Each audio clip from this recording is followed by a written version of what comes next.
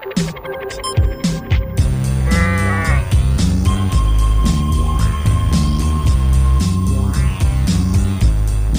and welcome to another edition of iClick US.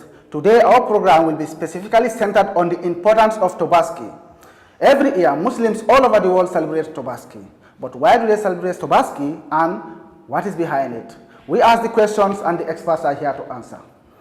In the studio here with us, we have Mr. Yusufa Jallo, who is the Executive Director of iClick US, and Ms. Lena Sajo, Assistant Marketing Manager. First of all, I will begin by asking Mr. Jallo. Mr. Jallo, what is tobaski and why do people celebrate tobaski? As history have it, we celebrate, tobaski is based on the best traditions of Islam. It's based on the history of Islam. It's actually based on the history of the three great religions of the world: Christianity, Islam, and the traditions of the East. And it's about our great grandfather and prophet Abraham, who was being tested by God, Allah, to actually show how faithful or how obedient he was to his master. So God asked him to take the life of his only son, or his most senior son, at the time, and he actually did comply and obeyed. And he was when he was about to kill his own son, God sent the angel, or Gabriel, or Jibril as we know him, to rescue his son by replacing his son with a ram. And that ram being slaughtered is actually the significance of of Abraham's obedience to his own to his maker, who actually was testing him as to how faithful he was. And tobaski is important to us because it shows our dedication to the religion. It shows that we will go to the level of sacrificing our own children to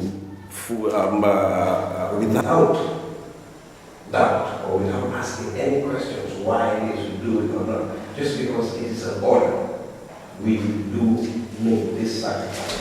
It shows our dedication to religion and our dedication to the sanctity of the great Allah. Okay, thank you for that wonderful answer.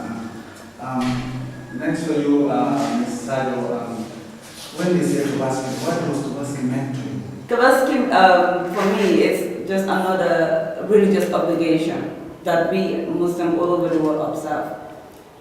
It is a time of celebration, it is a time of sharing, and every Muslim around the world is an obligation that we have to perform.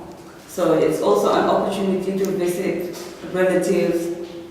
As busy busy people, we don't have time to always visit our friends, families like we're supposed to, but this is also another opportunity, a day we use to bridge that gap between our family, our friends, our neighbors, and then also share whatever little thing we have with the poor ones, the unfortunate ones. Thank you for that. Anyway, we'll take our first break now, but when we return, the program continues, so don't go away. Our discussion is about the importance of tobaski. And in case you are just joining us, we have two guests here with us, and one is, again, Mr. Yusufa Jallo, who is the Director General of iClick, and Ms. Lena Sajo, the Assistant Marketing Manager. Again, welcome to the second edition. Now to you, Ms. Sajo, if I may ask you, what preparations have you already made for this tobaski? Well, the usual preparation that everybody else makes, which is buying ram and then also buying new clothes to celebrate the event, and then also buying foodstuff to prepare a special dish during the tobaski feast to share with neighbors, family, and friends. Okay, that's fine. Next to Mr. Jallo, what challenges do you think Muslims face during tobaski? Well, tobaski is both mentally, physically, and pocket-wise a big challenge. Because mentally you have to prepare for tobaski. A lot of people are right now going around town looking for a ram or doing shopping for their children so that they can get ready for this tobaski. That has two connotations. That has a stressful connotation. At the same time, it has a deep financial burden on them. So these are the challenges that you do. The day itself is in itself a very stressful day where men are supposed to slaughter an animal, and some people find it very difficult to actually slaughter. And these are the challenges that people face during this tobaski. And there's also the fact that we all are tasked with being good Muslims on that day.